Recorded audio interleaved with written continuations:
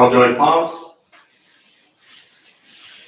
and repeat after me. I take refuge in the Buddha.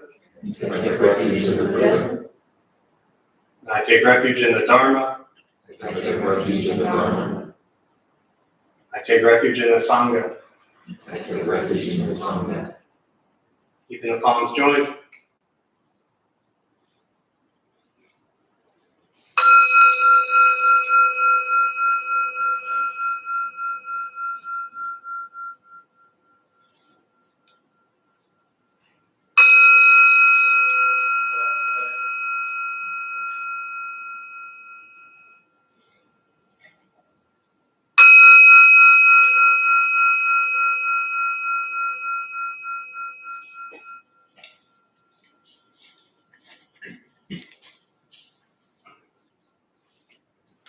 Put the palms down.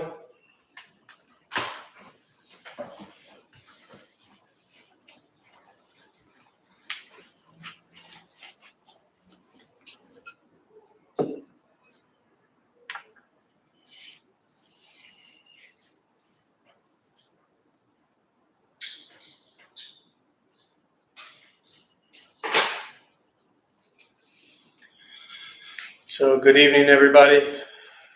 Good to see you all here. Thanks for being here.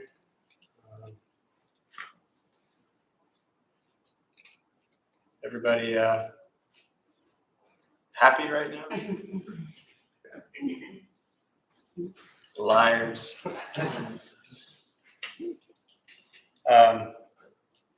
It's funny, I don't know, often I talk about things or talks I give or things I share other places, but especially with the college group that we have, things are always, I think for me, just like extra profound because you got 30, 19-year-olds that are in college and struggling, and all of a sudden this like Buddhist thing pops up on their radar and they show up and they have no idea what it's all about, which actually isn't that far off from a lot of people that show up here. But it was interesting because we had a retreat here Saturday morning for that group, and there were probably about 25 of them brand new to meditation, Buddhist practice, and we pretty much just like lock them in here for silent meditation for 4 hours. Actually, it's abbreviated because of pandemic schedule, but basically they're locked in here for a few hours doing meditation silently, and we have an outside meditation period, which is also known as working and cleaning. And so just imagine it's you, like you're here for a few hours doing a silent meditation, and then we walk you all outside, and then I just start handing you brooms, right? And like point to where you're supposed to sweep. So whatever goes on in each individual's mind, I have no idea. I just know what it's like to hand them stuff and, have them go to work, cleaning outside. And so then the retreat ends, and it's on a Saturday morning, and the way this structure with their program and schedule is set up is I always follow that next night, Sunday night, and I go there and I do a talk on the Four Noble Truths and Eightfold Path and really introduce the foundation of Buddhist teachings to them. And starts with addressing any questions they have from the retreat. And so I open up and say, hey, who has questions? And, what pleasant, unpleasant, did you like it? Did you hate it? What'd you think? So the questions start to come in, and one person raises their hand and they say, how come we had to clean outside?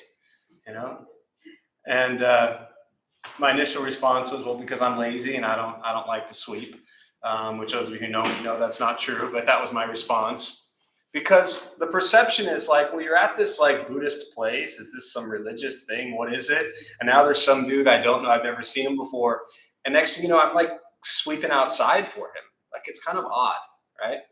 Like really strange. Wouldn't you feel kind of uncomfortable if someone just like, and you can't talk. So there's not even an explanation, right? There's just like, here's the broom and you point. And that goes on for like 25 minutes. And so my response, which is really why I tell the story, is even within Buddhist practice, right? It's important to understand that this experience learning about meditation, learning about Buddhism, first and foremost, is about learning about yourself. And so what I shared with this individual, just to kind of wrap up the story, and I said, well, the first thing is to understand that you are participating somewhere, and that place is helping you take care of you. And so now, as part of the practice, we're going to have you clean a little bit to learn to take care of the things that take care of you. And I never make it about the temple or physical space. I always make it about your life, or their lives in this case, right? Which is, think about the things in your life, the people, the places, right? Family, friends, loved ones, strangers, the person who gave you an extra tip, whatever it is. Think about all of those people and things that take care of you. And so the Buddhist teachings on generosity is to understand that we receive, but then how are we treating those people? What are we giving back to those people? Right? I mean, you all have people in your life that are at least one person that's kind to you. Does everyone in this room have at least one person that's kind to you? If not, let me know. Dylan will give you a hug later, right? So then the question is, okay, look at these people in your life that are kind to you and that help take care of you. How do you help take care of them? And so that's what I wanted her to understand first and foremost about that practice is I could sweep all day long, right? It's not about the sweeping. We have plenty of people around here who will sweep. But Buddhist practice is getting to know, what is my experience with taking care of people and places and things? In addition to that, if you are really uncomfortable with that, what is the reason for that? So those are just things to explore. And then the second part to this kind of situation was, and this is what my master taught me early on, and he would say, when you sweep, if you don't clear all the leaves one day, you show up the next day, what happens? Not a trick question. I heard somebody say it. More leaves, right? You wait 2 days, you don't sweep. Third day, what happens? More leaves. How long have you gone without taking care of your minds? Most people a long time, right? And so if we don't take care of our mental, emotional stuff, that's a whole big pile of stuff we have to take care of. So the metaphor for sweeping was that every single day you're practicing sweeping. Every single day you're practicing taking care of your mind. It's a reminder that what you take care of will stay with you for a period of time. So learn to take care of your mind every single day so all the leaves don't pile up. Anyone here been angry about something for a day or 10 years? Hands went up real quick, and I know too many of you too well, right? So 10 years you've been angry about something. Maybe it's time to recognize that thing's not happening to you anymore. And the only reason it's still making you angry is because you fixate on it and you create stories in your head about it. And those are really unpleasant, miserable stories, and they make you angry. And they happened, and they're real, and they existed, but they're not sitting here with you right now. I mean, unless potentially they are, but probably not. So learn to take care of the leaves in your mind and learn to take care of the people who take care of you. And it'll go a long way. So I rambled something to the effect of what I just said. I make stuff up every time, so I don't promise it was exactly what I just said, but it was something like that. And I said, does that answer your question? And she was satisfied with the answer, so I felt better. So anyways, now we'll start with the meditation practice. A couple things I'll tell you before we begin, especially for those who might be new or sitting for the first time. Nothing's going to happen to you, right? You're not going to float away. You won't have any mystical, magical experiences. The mind that races all day long is not going to shut off. Don't judge your practice, meaning don't ask yourself, is it working or not working? Are you doing it right or doing it wrong? You're just going to sit, you're going to breathe. You'll hear sounds inside, sounds outside. This is life. Life is filled with chaos. And the practice of meditation is learning to get quiet and still within it. Posture, if you are on a cushion, often it helps. Slide into the front third, pushing the stomach forward. Shoulders relaxed. If you're on a bench or chair, same thing, just trying to push the stomach forward, relaxing the shoulders, hands can be on the knees or in the lap, whatever's comfortable. If you need to move during meditation, simply move. Movement doesn't make you a bad meditator, it just means your leg hurts.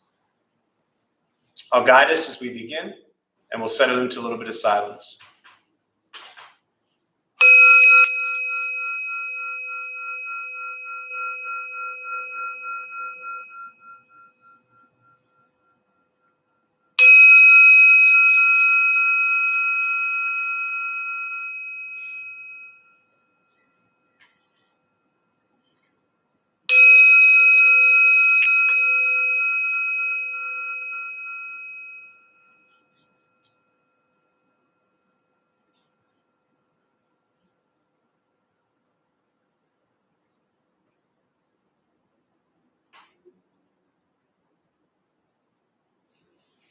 And starting with the eyes closed if comfortable, or slightly open. Mouth is open or closed.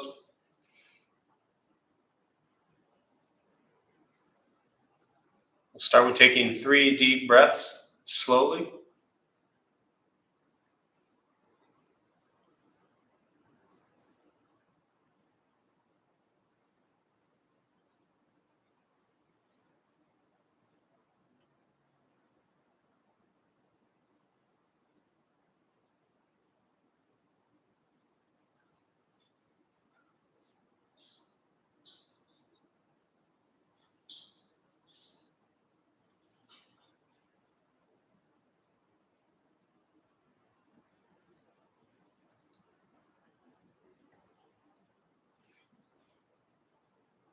And eventually settle into a natural rhythm of the breath.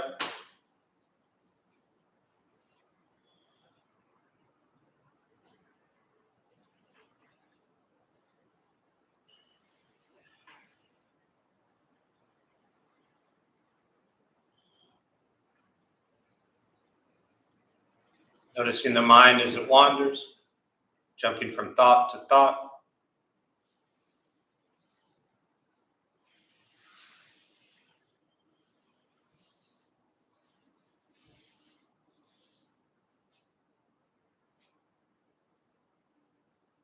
Start with gently guiding the attention, focus to the stomach or chest.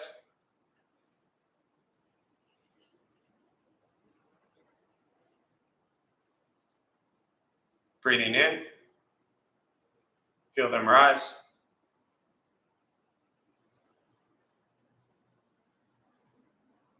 Breathing out, they fall.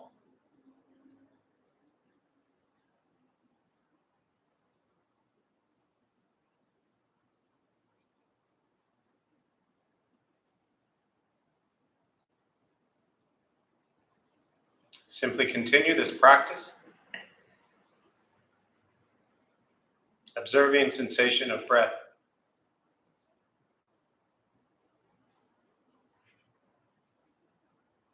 Expecting nothing but to sit and breathe.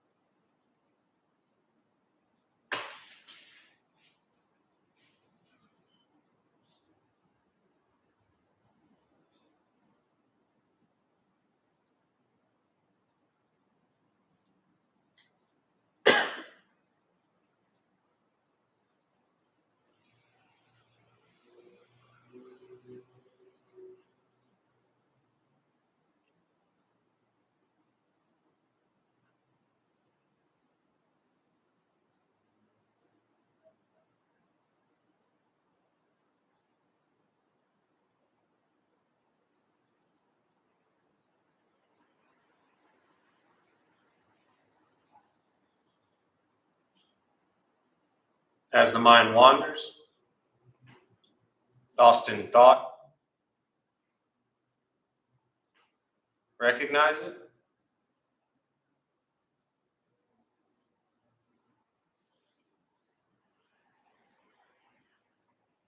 Release that thought. Return attention, focus to the breath.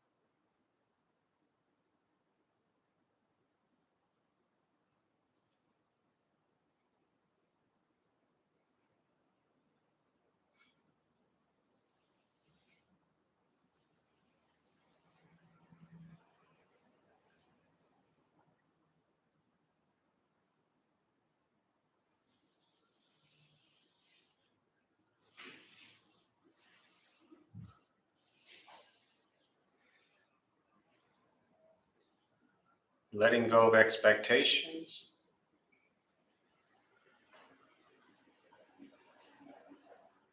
Letting go of judgment from the practice.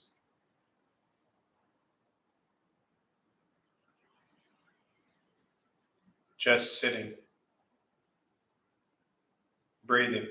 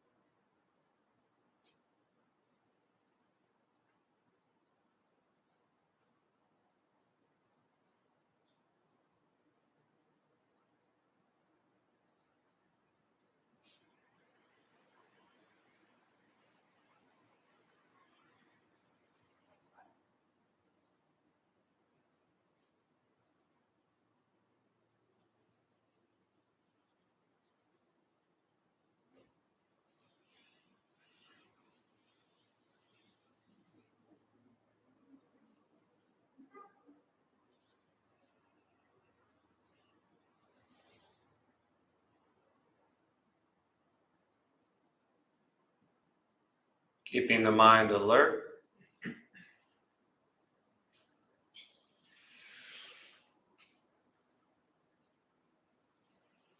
Aware of each sound.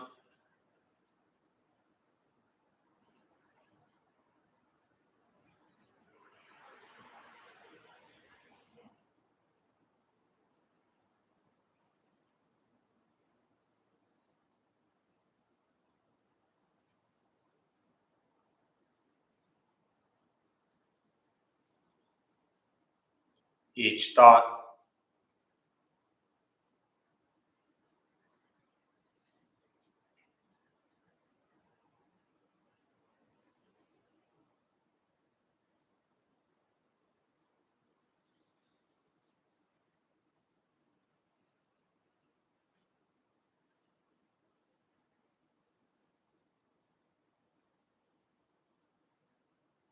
Each physical sensation.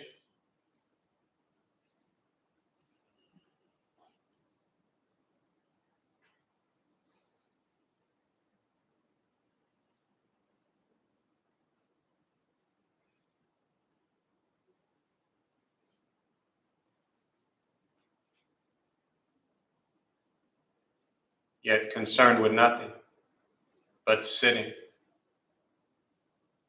breathing.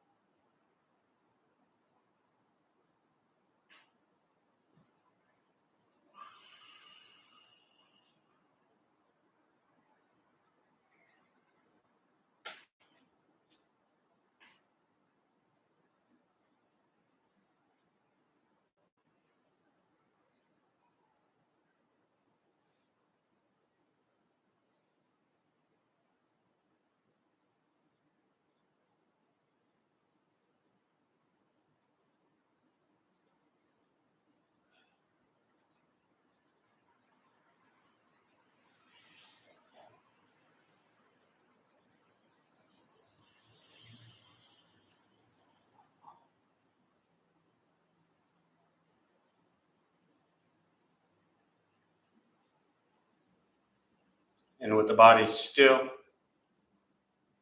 rested,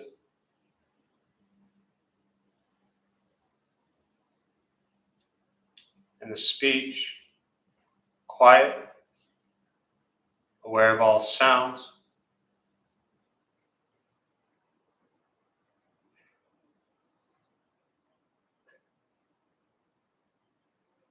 and the mind learning to settle.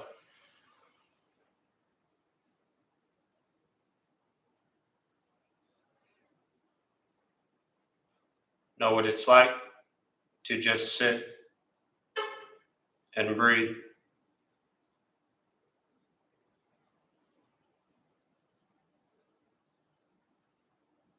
Knowing with each breath, there's nothing else to do.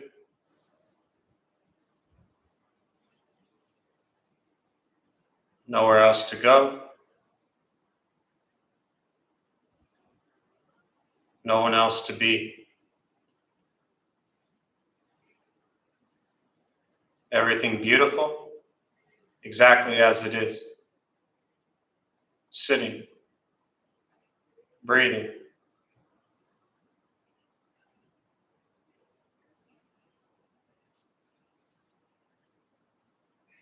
Once again, taking 3 deep breaths, slowly.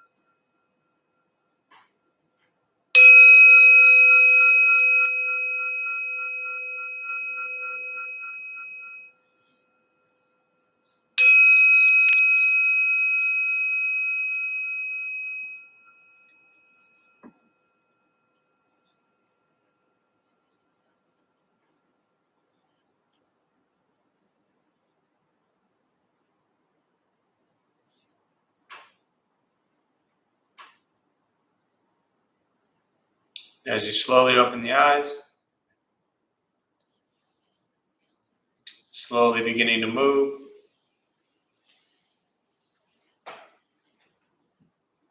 And most important, with the practice of meditation, is to recognize how you feel now, immediately after.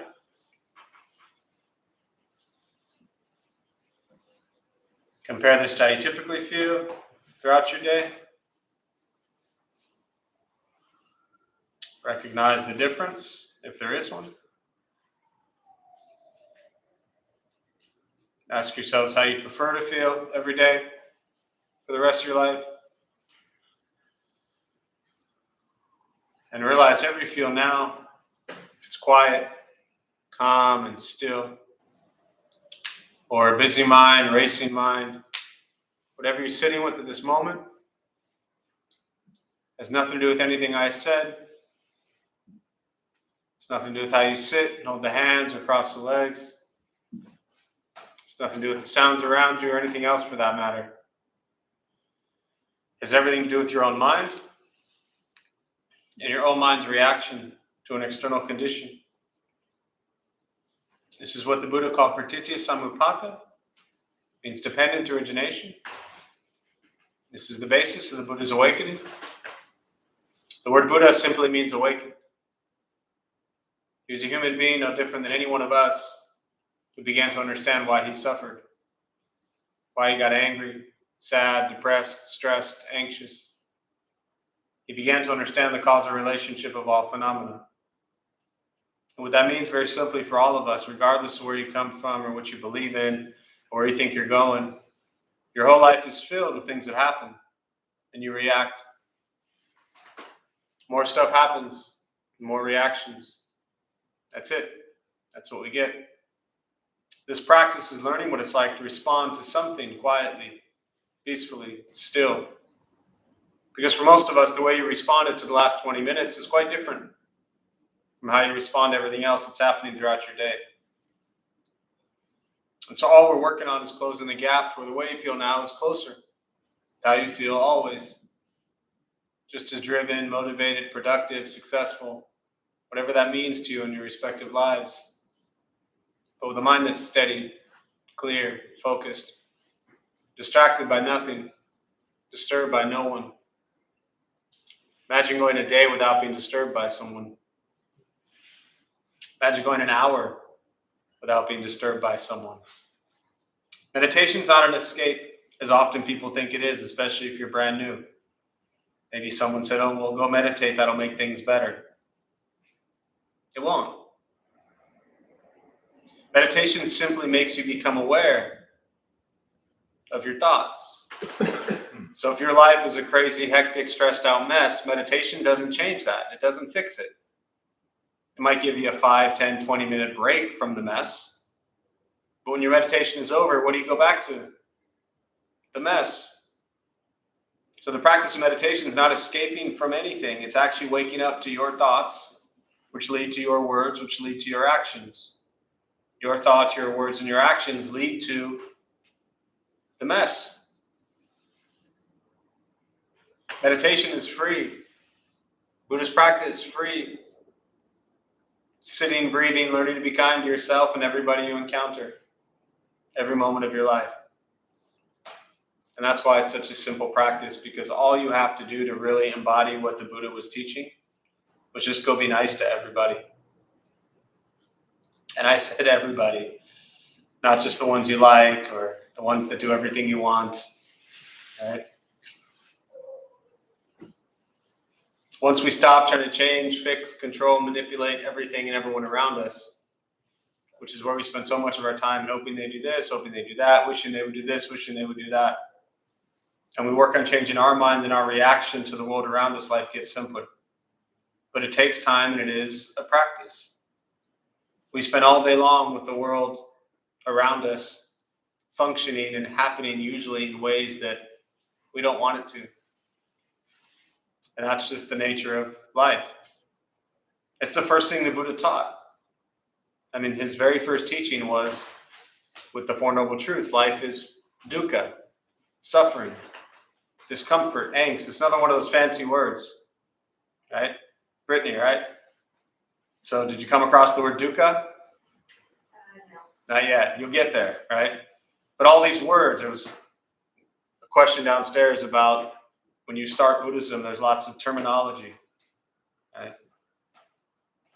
Dukkha and karma and titi samupata and dependent origination and all these phrases and words that you've never heard, or maybe they're in different languages, and so it's confusing, it's overwhelming. But the heart of the Buddhist teachings is to recognize that every day in your life things will happen that you don't want to happen. That's the first thing he taught. And the practice is to begin to wake up to what's causing that in your life and how to make changes. And that's where, for me, it's always boiled down to and simplified with the simple practice of having kindness towards yourself and everybody else. Because if we have love and kindness towards ourselves and everyone else we encounter, so much of the hatred and anger and greed that we carry in our lives goes away. But very often we come into something and we want that thing or that person or place to make everything better. And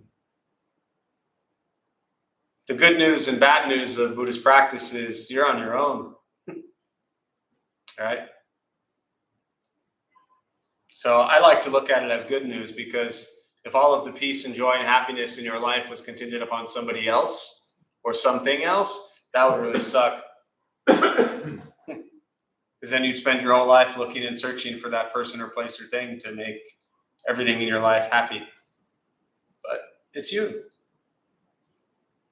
The Buddha taught that you have every condition to awaken, to be fully enlightened, to be fully happy and at peace. But We stop ourselves because people don't do what we want them to all day long. So I'll pause there. I always prefer really just to open up to questions. Meditation, Buddhist practice, I always prefer to address what's on your mind. The last thing I'll share before I forget, which as soon as I started the meditation, popped into my head. The funniest part to me about the whole story of the one who asked about the sweeping was when I said, does that answer okay, or does that answer your question? She said, yeah, I just thought you wanted us to clean your temple. So I'm glad, right? I mean, it makes sense. So I was glad to clarify that for her. Thoughts, questions, meditation, Buddhist practice, anything you're sitting with. And we use the rest of the time this evening for that.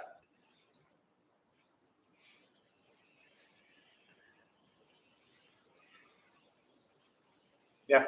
So in that example with the sweeping, I mean, technically that's correct. What's correct? The cleaning of the temple was taken care of someplace that had given to her. Correct. Right. Correct. Yeah, 100%. The challenge is the right word, but I'll just go with challenge because I'm lacking a better word right now. But the challenge is because someone like that who is so brand new, right, I can recognize that they will benefit. I mean, the motto for our college group is for the benefit of others, including themselves. But I can recognize in that moment that they will have benefited from that experience. Right. But getting them to understand that right away is not always the case. So for me to go back to her and say, well, you benefited from that, and now I want you to go sweep, that wouldn't go over so well. No, I totally agree. And for me, I benefited from that story because what happened for the first time for me, I said, why would we question sweeping? Right. Like, what if you would have set them to go lay on fluffy cushions? Right. It still was that faith and that willingness. And why do I think that sweeping is below? And so For sure. it made me have a humble thought. Yeah, absolutely. It's not really any different than the meditating. Right. I that mean, they did without knowing. Nobody's but yet like, we equate it, or I did, and so it helped me in the story. yeah, funny how we do that, right? How Yeah. we put I don't know if value is the right word, but almost value on certain things. Like, nobody's wondering why you all came in here and sat down. Right. And that's not what she asked. She didn't ask, why did you have me meditate and sit Right. on the cushy pillow? Right. She asked, why did you have me sweep? And Right. I would imagine not everybody thinks that sweeping would be a below or a humbling. Yes. But I went to it. Yeah. And then I questioned, well, why? Right. Yeah, that's great. It's just as important as anything, right? Definitely. And so it's what it's really getting at, which is, I think, is what you're saying, which is to me similar to what I said earlier, is that it's really challenging something within you. And then the exploration is to figure out, okay, why is this challenging me? Like, why was I okay just coming in and sitting here? Like, these are absolute strangers at this point in time. And I was okay sitting there with all this weird stuff around for 3 hours. But But if the you're fact- resentful or I question, oh, is he trying to have me do this or Correct. that? Yeah. And then I just happened to be working and trying to understand humility. So it was a little bit of a help. So Yeah. that thing. Phenomenal. Yeah, for sure. There was a, great example years ago. We had with the pandemic, we put a lot of that stuff on hold, but every Thursday we would feed the homeless. And so we prepare food and go downtown and et cetera and pass it out. It's a beautiful program, and we've been doing it for about 10, 12 years. One week during it was a summer program, but we took a group of people down to a food bank, and this individual's task was to put food in the bags. So he went there expecting to go feed the homeless, and shared when we gathered 2 days later that he was really disappointed because he wanted to give out the food. And he was stuck putting food in the bag. And so it's simple, this is what brought this up. It was a whole thing of like, he wanted to feel good, that immediate gratification from I've given you something and I want to feel good for that. Not recognizing that if nobody puts food in the bags, there's no food to pass out. So we tend to go through our lives, and really a lot of the Buddhist teachings is focused on what's called duality. And this recognition that we assign value and meaning to things. And because of that, we struggle tremendously. And the value and meaning that we assign to things is based on our life's experiences. And so we put things at better or worse, greater or less than, higher or lower, whatever values you want to put at it, good, bad. And so the Buddhist teachings is really about non-duality, which is cutting through these labels that we've put on and learning to just be with an experience. And the greatest label we put on is ourselves. We have put a label and judgment on ourselves and a story on ourselves that we tell over and over and over again about who we are. And we've crafted it and perfected it and tweaked it and changed it. And, so that's the greatest dualistic mind, is the one that's stuck with the story about yourself that you think is real. You think it's who you are. You think it's what defines you. When I say, tell me about you, a whole long story of stuff. That's not who you are. Those are just experiences that you've had. But then we kind of bubble up all those experiences, we give it a label and say, that's me. It's just stuff I've done. So anyways, thanks for sharing that. Yeah. So the way through duality is the breaking through all of these labels. So to see, in essence, the oneness of all, that there is no...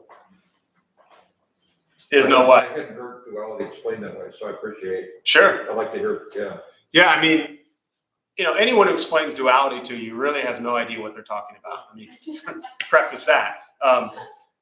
Always start there, that we're all just kind of like, I am using, not that I have to explain this, but just for anyone who might be brand new, I am using my unenlightened, dualistic, ignorant mind to express what I think duality is. That in itself is ridiculous, right? But otherwise I would just be staring at y'all and that'd be weird. So you got to start somewhere, right? But what you're cutting through, and you say the oneness, at least to put it for me into kind of Buddhist context, it's what the Buddha called suchness. Things as they are, not things as we perceive them to be. That's very different. And every conflict in the world, whether it's, a conflict in a relationship with a stranger, with a country, every conflict in the world, I got you, I'll let you rest your hand. Every conflict in the world comes from our perceptions of a situation. And when we have a perception, we often think our perception is what? Right. I mean, what's your name? George. George, you don't roam around all day long thinking your perceptions are wrong, do you? Oh, I know better. Right? So we often cling to our perceptions, and then we encounter people and they have what? Their own perceptions. And so we spend our entire life trying to prove to people that our perception is better than your perception, or right versus wrong. And then even we get into arguments, and sometimes, you ever been in an argument and you're like, oh wait, I'm wrong. But then you still argue just for the sake of arguing because you want to see if you can win the argument. Maybe I'm the only one who's ever done that, right? But that happens too. Thich Nhat Hanh? So Thich Nhat Hanh, incredible Buddhist master, Vietnamese Buddhist monk, so brilliant for everything he's done, and nominated by Martin Luther King for a Nobel Peace Prize for his work with social justice in the 60s. But he said, and this is to me one of the greatest teachings I've ever heard, which addresses really what you're both kind of bringing up. He said nirvana, which is freedom from suffering, is freedom from views. Freedom from views. Oh, wow. And that's, to me, really the heart of what we're kind of talking about here, is that when I heard that for the first time, my initial reaction was, well, okay, I'm going to have a view of this. What's my view of his teaching on being free from views? My view was like, wow, that's kind of cool. Wow, that's never going to happen. I'm always going to have a view. So there I am stuck in my views and my story. But what I eventually settled on for me as a practice and the way I share it is that I know I'm going to have views my entire life. They're not going away anytime soon, right? But can I at least open up to the recognition that every other person I ever encounter in my life also has their views? And can I, for once, just stop trying to prove that my view is correct and just listen to other people's views? Anyone in here stubborn?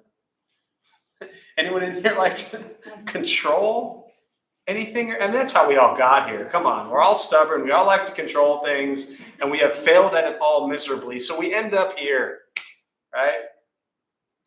I just had done it for longer. That's why I'm sitting here. So if you can be stubborn and try to control things and fail miserably for long enough, you too can lead an intro to Buddhism class. So freedom from views. Yeah. Yes, in the back. So like duality is the same as ego, right? The question was, duality is the same as ego. No, duality is not my understanding, the way I would perceive it is duality is not the same thing as ego, right? We have an ego that we have given ourselves, that we have assigned ourselves, that we have created for ourselves. That ego that creates separation between self and other is what allows the duality to occur. Because I think me, you, this, that, right, wrong, good, bad, high, low, red, blue, because my ego exists, I have that dualistic mind. So they're not the same thing, they're separate. One is the cause of other. Yeah. Say again? Thank you. Oh, you're welcome. Yeah. Or says the view on the views thing is maybe it's having a view but not clinging to it, right? Yeah. Kind of like you can have a view but don't feel like it's mine. Correct. You know. But then Correct. my real question was more about forgiveness. Yeah. And it's important, obviously, to free yourself. But at the same time, it feels a little judgy and accusatory. Like, I forgive you. Like, is it more of an internal, like what does the Buddha teach about that internal aspect of it versus sharing that forgiveness Sure. with the supposed aggriever, or like how does it mean? Yeah, no, it's a good question. And I think that, what my master taught around forgiveness that I think really resonated with me and has become a big part of my life and my practice. So I share from really just a personal space is that he said, when you do things, and this will kind of back into the forgiveness part, when you do things that harm someone, right, which we've all done, asking for forgiveness is important if it's relevant, right? Meaning, if I broke somebody's heart 25 years ago and all of a sudden I'm like, all Buddhist now and wanting to apologize, they're probably well and over it and done and gone, right? So it's only me thinking like, hey, remember me from 25 years ago? I want to apologize because it's all for me. So often apologies, they're for us, right? And I'll get to the forgiveness part, but I think this part looking at it from the perspective of we have done things wrong helps when you look at it from a perspective of dealing with forgiveness for others. Because when we have done things wrong and we want forgiveness, that's really the same. We're dealing with the same situation there. So what he taught was do three things, right? Apologize if it's relevant. If it's not relevant to that person, then turn to somebody that you're close with and apologize for the situation, but not calling somebody 20 years later, right? The second thing is to recognize that what you've done and caused harm was really, again, from a Buddhist lens, outside of what the Dharma, the teachings of the Buddha is really talking about. Maybe it's the precepts, the lying, the killing, the stealing, sexual misconduct, no intoxicants, right? Maybe it's just greed, anger, ignorance, the three poisons in Buddhism. It's just pretty much everything. The second noble truth, right? Greed, anger, ignorance. Recognize why we did what we did. And then the third thing is to vow to not do it again.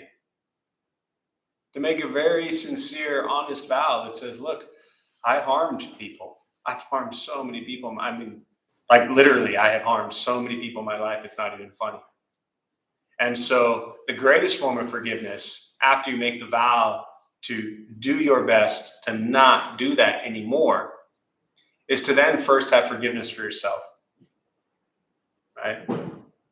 When you can learn to forgive yourself, it's a beautiful feeling. Now, when you flip that around and you're looking at forgiveness, often it is for you. It's not even about the other person. They're probably done and gone and over it and moved on. Weren't aware of it. And yet we carry this like thing forever. There's that one Buddhist metaphor about, anger is like holding on a hot coal. If you're holding a hot coal, who's getting burned? You. So when it comes to forgiveness, often we have to forgive people, including ourselves, for us. But we often want to make everything about everybody else. It's their fault. I want to forgive you. They probably don't care. They're probably not losing sleep over whether or not you forgive them or not. Now I'm not saying the Buddha said it that way at all. That's just my personal, learn to forgive people and yourself, because that's what you need to do to heal and move on. What other people do with that situation, that's their situation. But we too often make forgiveness about somebody else. They got their own bag to deal with. So, yeah. Minor follow-up, Yeah. is it judgment call if you feel like? Oh, the judgment part. No, if it would benefit them or your relationship with that person to, express it, or just to live it, just live the forgiveness. So I think for me, that has a lot of power attached to it and a lot of control. Right. Like, should I or should I not forgive because I'm tied to what the outcome will be? Again, that's not about them. It's not about them. It's have forgiveness for yourself and have forgiveness for others always. Always. That's the Buddhist teachings. I mean, the Buddha's cousin Devadatta tried to kill him. Forgiveness was like the simplest thing. So there's what did the Buddha teach about this stuff? And then, how do we apply it? But yeah, he was a big fan of forgiveness. But again, without the, expectation of anything on the back end, regardless. Yeah. Yeah.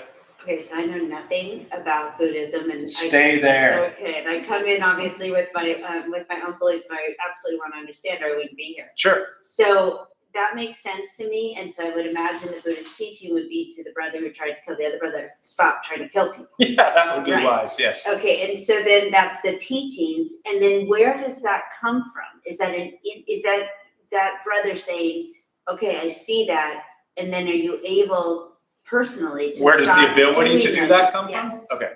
So, and let me give a 30-second, Okay. 60-second background on the Buddha, just for anybody who might be brand new. He was a prince. He lived in India 500 years before Christ. So 2,500 years ago, he was a prince. Father was a king. He was, 29 years old, all the wealth, all the riches, all the everything in the world. And in the middle of the night, he snuck out.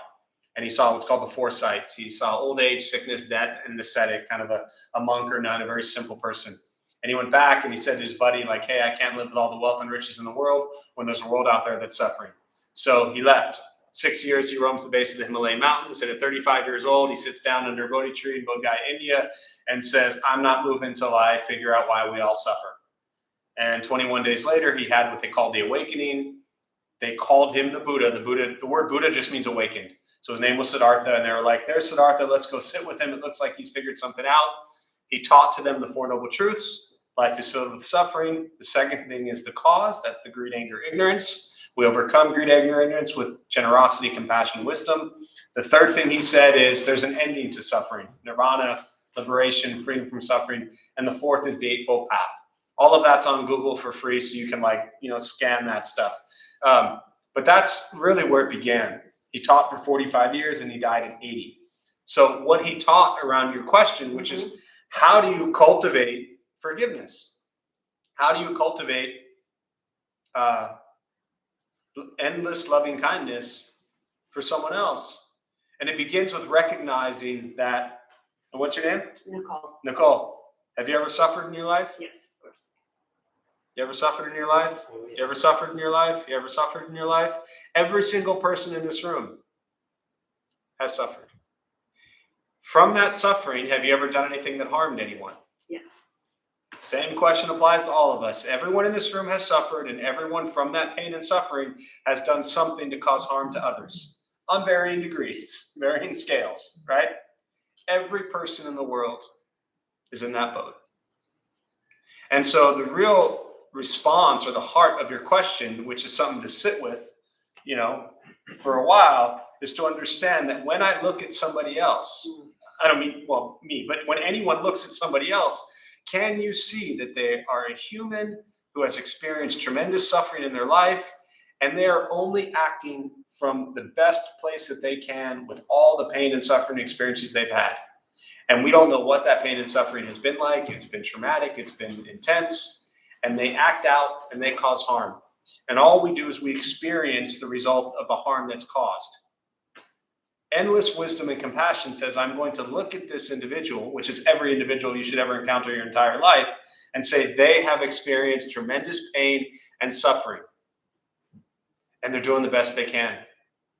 And sometimes the best they can is going to cause me a lot of pain.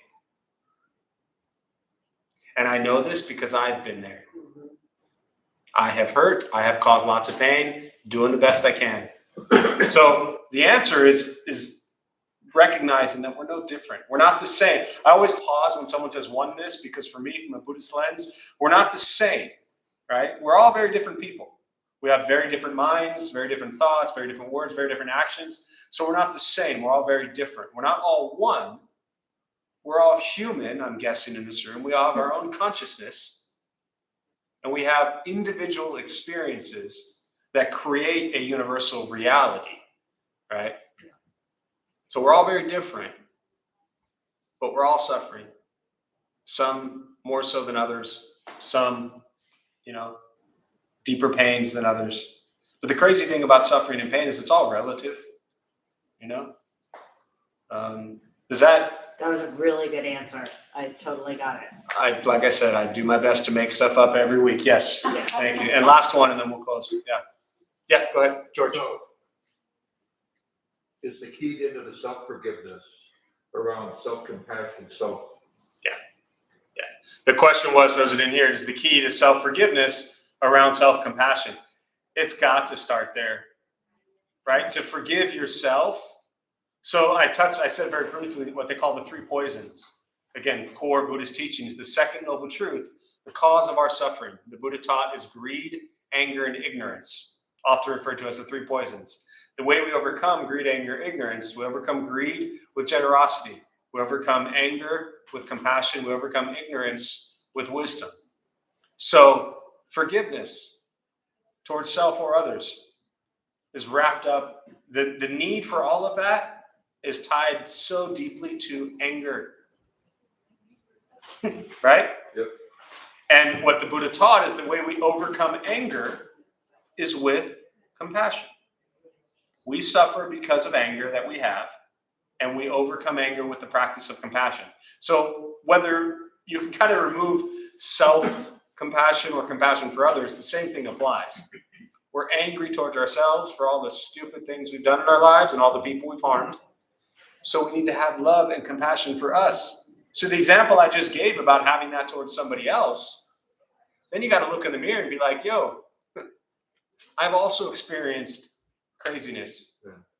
I think it's harder for me, self-forgiveness rather than others.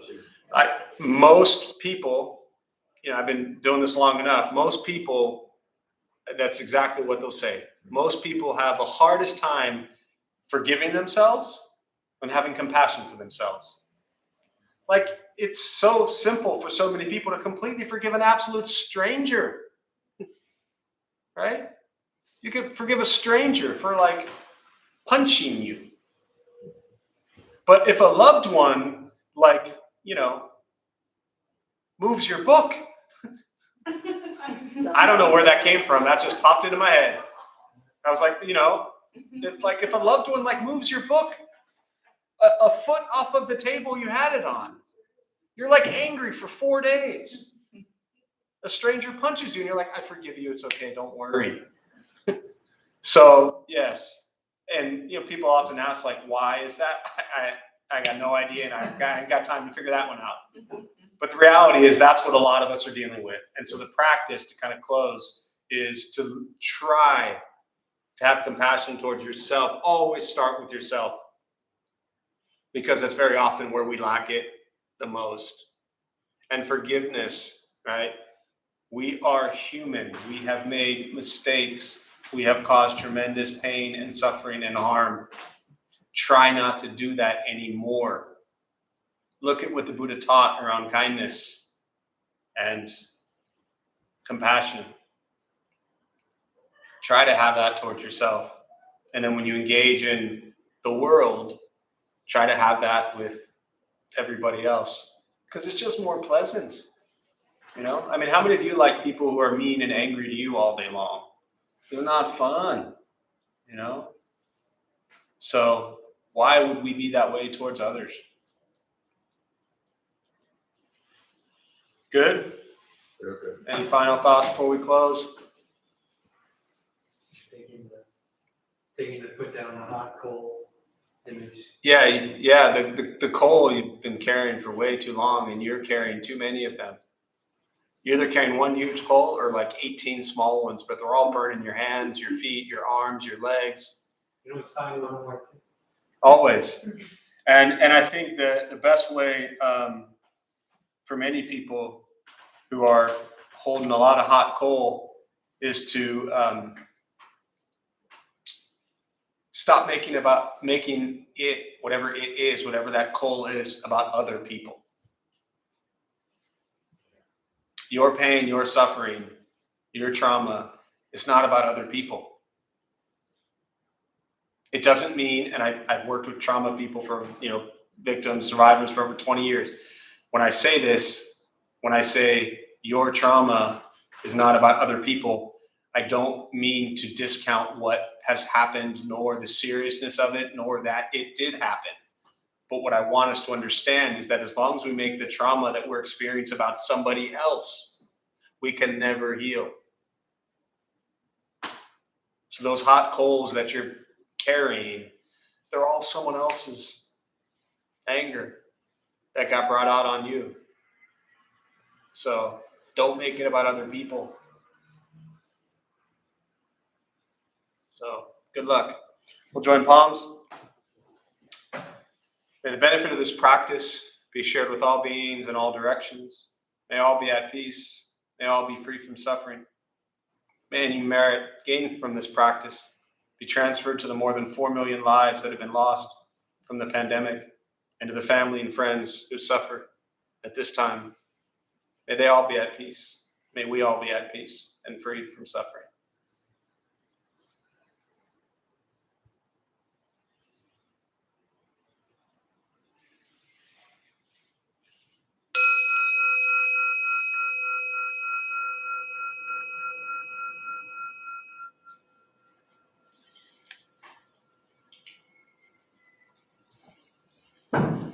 So a few quick announcements before you head out. Thanks all for being here. My name is Jeff. I'm a Dharma bum. We opened up this temple 15 years ago to introduce Buddhist practice to those who show up. Those of us who lead, we're not monks, we're not nuns, we're not gurus, we're not masters, we're not teachers, we're not looking for students. We're just unenlightened practitioners like everybody else, trying to get through the day just like you are. And maybe we've just been at it a little bit longer. So we sit up here and we throw our mess out at you and we put Buddhist terms around it and somehow it seems to work. So we keep going. Just about every night we have different practices going on, different people leading from a different Buddhist background. Pandemic, we shut down everything for 16 months. We went virtual. And about 2.5 months ago, we started in-person classes again, but we're only doing Tuesday, Wednesday, Thursday in person. So I do the intro here Tuesday. Alex does a loving kindness metta on Wednesday, and Travis does the Dharma Bum Basics meditation on Thursday. So all of us completely different, which is good, and just taking our different approach to Buddhism. And then I do Saturday morning as well. We have a recovery sangha, anyone battling addiction, drugs, alcohol, addiction to anything for that matter, every Tuesday night also meets downstairs, and Sunday morning meets here. We have 2 classes only that we are requiring RSVPs because they do typically fill up completely. Our Tuesday night recovery sangha, you need an RSVP, and our Saturday morning intro class, you need an RSVP. So you can do it on the website. Other than that, just show up. Temple used to be open all day long, but we sit Monday through Friday, 8 and 8:30 in the morning. It's just a silent 25-minute sit, so you're welcome to come sit. And then the temple closes all day until it opens up in the evening when we have classes. Buddha for You, same thing, closed all day. It's open Saturday, Sunday, 12 to 3. And then for an hour before class, we're open. Other than that, I don't think anything out of the ordinary. We appreciate you all following the protocols we put in place with wearing the masks and sitting apart and, checking in at the door and, all that kind of stuff.